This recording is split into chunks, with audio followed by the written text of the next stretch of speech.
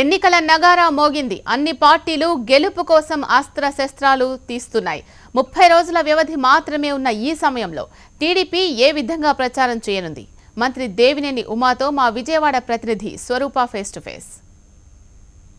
ఎన్నికల నగారా మోగింది. దీంతో సమయం కొద్దిగానే ఉండటంతో అన్ని రాజకీయ పార్టీలు కూడా ప్రచారం చేసుకుని సమాయత్తమవుతున్న పరిస్థితి అయితే కనిపిస్తుంది. అసలు టీడీపీ ఏ విధంగా ప్లాన్ ఆఫ్ యాక్షన్ ఉంటుంది ఏంటి అనేది మంత్రి దేవినేని ఉమా గారు ప్రస్తుతం మన వద్ద ఉన్నారు. ఆయన అడిగి పూర్తి వివరాలు తెలుసుకుందాం.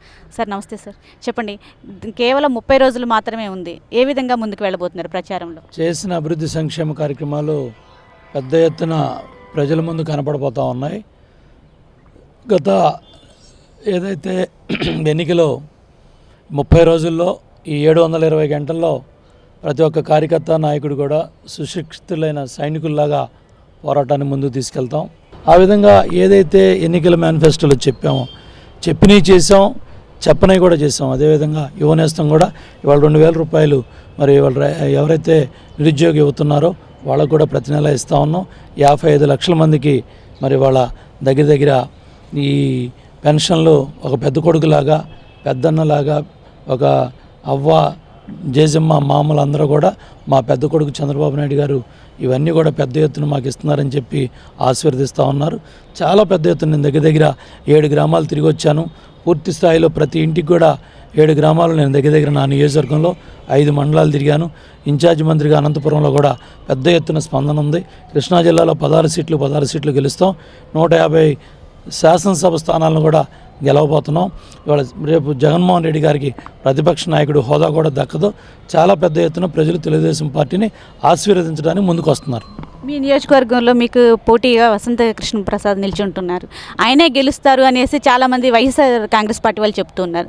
ఏ విధంగా ప్రచారం చేయనున్నారు? వాళ్ళు ప్రజల ముందుకు ఏ హామీలతో వెళ్ళనున్నారు? మీరే చెప్పారు వైఎస్ఆర్ కాంగ్రెస్ నాయకులు మాట్లాడారని. ఇటు ఓట్లు గల్లంతయ్యాయి అనే వార్తలు కూడా వస్తూ ఉన్నాయి. ఈ నేపథ్యంలో ఏ విధంగా వెళ్తున్నారు? ఫారం 7 ఏదైతే పెద్ద ఎత్తున లక్షల సంఖ్యలో ఓట్లు తొలగించాలని వైఎస్ఆర్ కాంగ్రెస్ పార్టీ కుట్రలో కుతంత్రాలు చేసింది.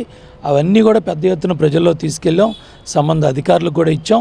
కాబట్టి ఎట్టి పరిస్థితుల్లో కూడా ప్రతి ఒక్కళ్ళు కూడా ఓటుని జాగ్రత్తగా చూసుకొని ఈ 5 రోజుల్లో ప్రతి ఒక్కళ్ళు కూడా ఓటు నమోదు చేసుకోవాలి, ఉందో లేదో ప్రతి ఒక్క ఓటర్ కూడా తెలుసుకోవాలని చెప్పి రాష్ట్ర వ్యాప్తంగా ప్రతి ఒక్కరికి కూడా తెలియజేస్తా ఉన్నాం. ఇవాళ చాలా స్పష్టంగా అన్ని వర్గాల ప్రజలు కూడా చంద్రబాబు నాయుడు గారు చేసిన అభివృద్ధి సంక్షేమ కార్యక్రమాలు, అభివృద్ధి పక్కన సంక్షేమం పక్కన 2 కళ్ళగా ఆయన అభివృద్ధి చేశారు. అట్లాగే అమరావతి, పోలవరం పెద్ద ఎత్తున ముందుకు తీసుకెళ్లారు. ఇవన్నీ కూడా పెద్ద ఎత్తున ప్రజలు ఆశీర్వదిస్తున్నారు, పెద్ద ఎత్తున ప్రజలు అభివృద్ధిని కోరుకుంటున్నారు. ఇంకా కొన్ని నియోజకవర్గాల్లో అభ్యర్థులు కన్ఫర్మ్ కాలేదు, ఏ లోపల కన్ఫర్మ్ అయ్యే అవకాశం ఉంది? కూడా మొత్తం కూడా ముఖ్యమంత్రి గారు రాబోయే 2 రోజుల్లో అన్ని కార్యక్రమాలు కూడా పూర్తి చేస్తారు. ముఖ్యమంత్రి గారు ప్రచారం ఎప్పటి నుంచి ప్రారంభిస్తున్నారు? రాబోయే 2 రోజుల్లో ముఖ్యమంత్రి గారు కూడా ప్రచారాన్ని మరి తెలియజేశారు. ఈరోజు తప్పకుండా అన్ని ప్రాంతాల్లో కూడా ముఖ్యమంత్రి గారు పర్యటన ఉంటుంది. అంటే 2014లో ఎన్నికల్లో ఇచ్చిన హామీలన్నీ పూర్తి చేస్తామంటున్నారు. మళ్ళీ ఫ్రెష్గా ఎటువంటి హామీలు ఇవ్వబోతున్నారు ప్రజలకు? ఎన్నికల మేనిఫెస్టో దాని మీద డీటెయిల్గా ఒక ప్రణాళికని ప్రజల ముందు తీసుకురాబోతుంది. చంద్రబాబు నాయుడు గారు జాతీయ పార్టీ అధ్యక్షుడిగా ఇవాళ ప్రజలు పార్టీలు, కులాలు, మతాలు, ప్రాంతాలకు అతీతంగా ఓటైపోతున్నారు. ఈ ఎన్నిక, ఈ రిజల్ట్ నభూతో నభవిష్యత్.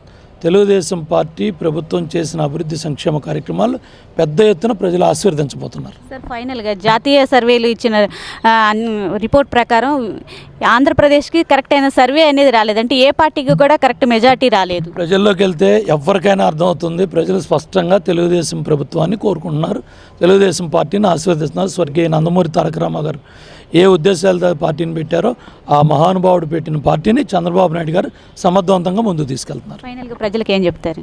తప్పకుండా మరొకసారి అటు పార్లమెంటు సభ్యుడిగా కేశినేని నాని గారు కానీ, శాసనసభకు నేను కానీ ప్రజల ఆశీర్వాదం కోరుతూ గ్రామాల్లో తిరుగుతున్నాం.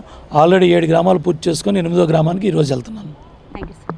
మొత్తానికి చూసుకున్నట్లయితే 2019లో మళ్ళీ తిరిగి కూడా మేమే గవర్నమెంట్ ఫామ్ చేస్తామని కూడా దేవినేని ఉమా ఆశాభావాన్ని వ్యక్తం చేస్తున్న పరిస్థితి అయితే కనిపిస్తుంది. అటు బీజేపీ కానీ, కేసీఆర్ అలాగే జగన్ పార్టీలు చేసే కుట్రలను ప్రజలంతా కూడా గమనిస్తూ ఉన్నారు. రాబోయే రోజుల్లో మా పార్టీనే మళ్ళీ తిరిగి అధికారం చేపడుతుందని కూడా ఆయన ధీమా వ్యక్తం చేస్తున్నారు. కెమెరా పర్సన్ సురేష్తో స్వరూప, HM టీవీ, విజయవాడ.